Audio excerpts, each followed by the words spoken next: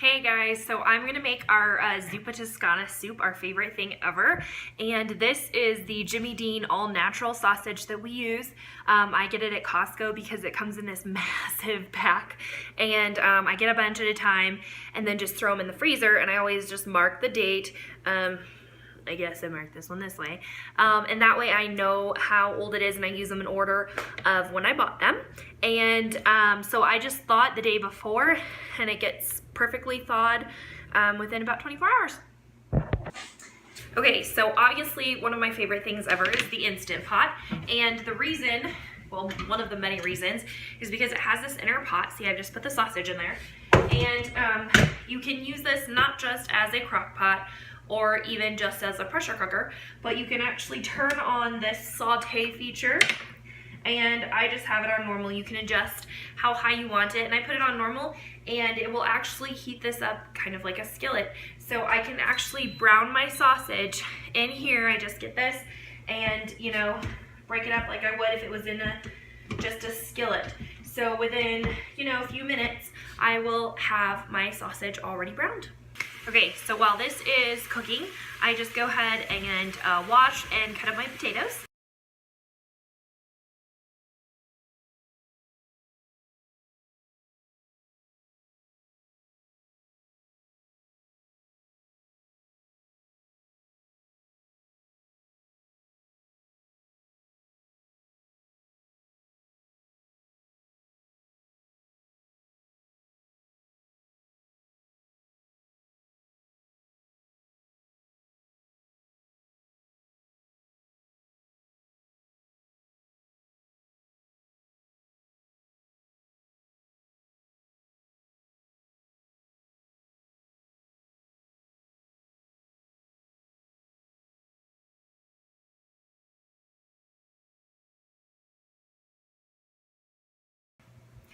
Okay, so now that I have cooked my meat, I have got it in a colander to drain, and I'm going to take some water, and you guys, I kind of just eyeball this nowadays.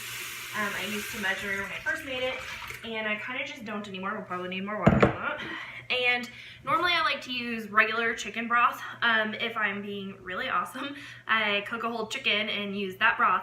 But I have not gotten around to that, and I also don't have any canned broth. So I'm going to use this better than bouillon, and it's maybe slightly better than regular bouillon.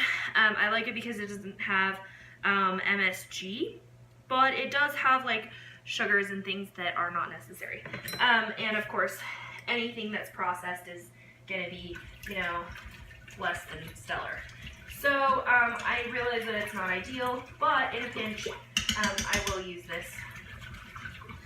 So I just put my water in here, and I'm going to put some more broth in.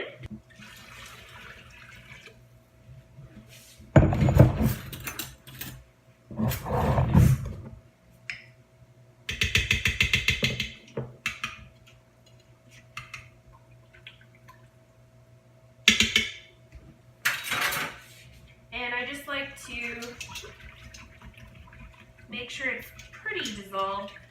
Obviously when cooking it will kind of fix itself, but I don't really like to leave like a massive chunk in there. So I've got that. I'm gonna get my meat. You can, like, this meat is pretty lean, so we've made it without draining it before. And every time we do that, we're like, we should drain this. Because it ends up being kind of greasy, and it just, when you refrigerate it for the next day, it kind of leaves the fat film. And you can just peel it off, it's not like a big deal. But we decided, well, okay, if we can, we should probably try and drain it. So then I'm going to put all of my potatoes and my onion in here. And by the way, this is an 8-quart, so again, I just kind of eyeball it based on like what I'm putting it in. I like to make a big batch, and then we have leftovers for a while. This reheats beautifully. It's like totally fine to reheat. And for the Instant Pot, obviously you don't want to fill it about like 2/3 to 3/4 at the very most. It needs plenty of room to come to pressure and all that fun stuff. So I just give this a nice good stir. also like to add some minced garlic. Now, you guys might not ever go through this much garlic, and you might just like to add like a little bit of granulized garlic or whatever, but we really love garlic. So we go through a fair amount of garlic, and I like to add a pretty good amount of that. Okay, I used to buy fresh garlic, and then when I discovered this at Costco, I was like, why not? So I like to add that. I do some onion powder and Montreal steak seasoning. If you guys have never used this before, it's amazing. Like, you seriously need to get some. I do go easy on this though, because something about when you cook this, it actually gets really spicy. So I've added a lot before and been like, ooh, a little much. I add a little more garlic powder just because.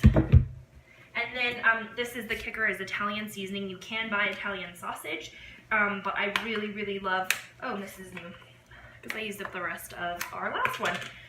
You can buy Italian sausage, but I really love the Jimmy Dean sausage that we use. So I choose to just buy that, and then I put Italian seasoning in it. And this, again, is at Costco, so it's like way cheap, pretty nice. So go ahead and stir this around.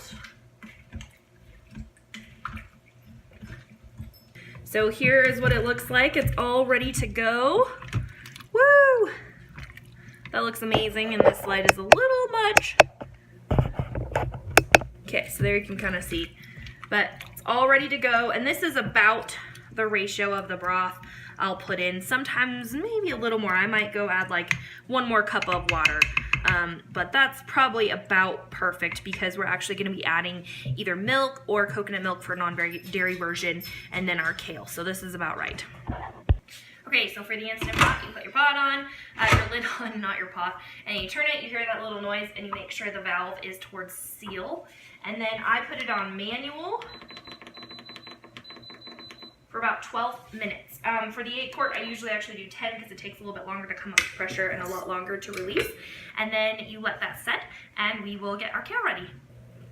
Okay, so for the kale, I actually like to buy, I was buying chopped up kale, and I actually like to buy these bundles of kale because when they chop it up, they leave it on this stalk and the stem, and it actually is kind of like chewy and hard. So I actually really don't like that in the soup.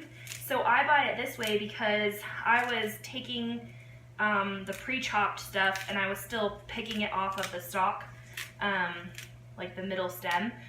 So by buying it this way, it's like the same amount of work, and it's cheaper and easier.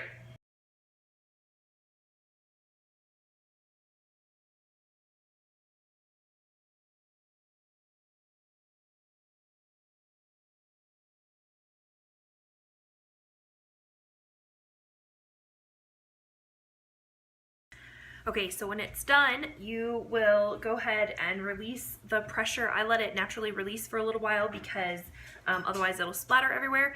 And then you can just turn it off because it'll be really, really hot. Let me show you, see if I can get this in here better. And so my steam is all released. Open it up. Do that so you can see a little bit better. Okay, so now this is where we're gonna put the kale in and let this wilt. I have a little extra kale from a couple of days ago.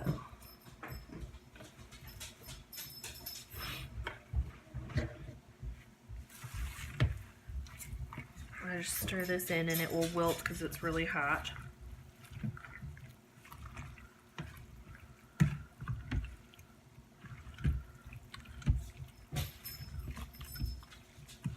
Oh, it smells so good. I think that's the best part about the Instant Pot is, man, you can smell it so good. It really, really seals in the flavor, which is really awesome. Now, for a dairy version, you use heavy whipping cream, and I'm actually going to use a little bit because I like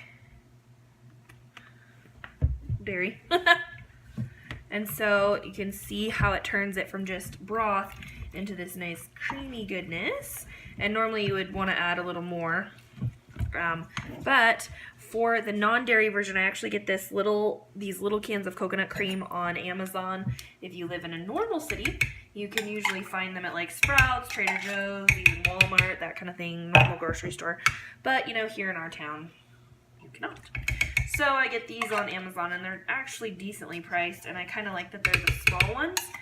So it's not just coconut milk, it's actually coconut cream, as you can see. And it doesn't look as creamy necessarily, but it tastes really good. And yeah, I really like the flavor that it gives it. So we'll just stir this around. Okay, and one last step is to take some cooked bacon. We like to use pre-cooked and just nuke it in the microwave for some like nice crunchability, because they're not very like cooked in those packs, but works out well. A couple minutes in the microwave, and we like to add a little bit of bacon. You can also add like some of those real bacon bits or something. I wouldn't advise the fake bacon bits because they're pretty disgusting, but the bacon just adds a little extra something, and also it's bacon. And then for serving, you can add Parmesan, or if you're not doing dairy, you can just eat it like this. And it ends up being amazing. So, without the heavy whipping cream, this is Whole30 compliant. As long as you have bacon, it's compliant and all that fun stuff. Which pre-cooked is not, but that's fine. And it's gluten-free, grain-free, dairy-free, sugar-free, all that fun stuff. So, here is this soup. And this broth is like so tasty, you guys, so it's like one of my favorite things. Ooh, look at that kale. And I don't love like just plain raw kale or anything, but I do love it in this soup.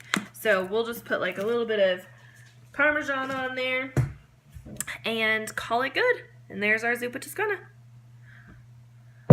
One other thing is that, see, this is a ton of soup, obviously, so this will last us several meals. So I just put this in a Rubbermaid, and then we have meals for quite a while.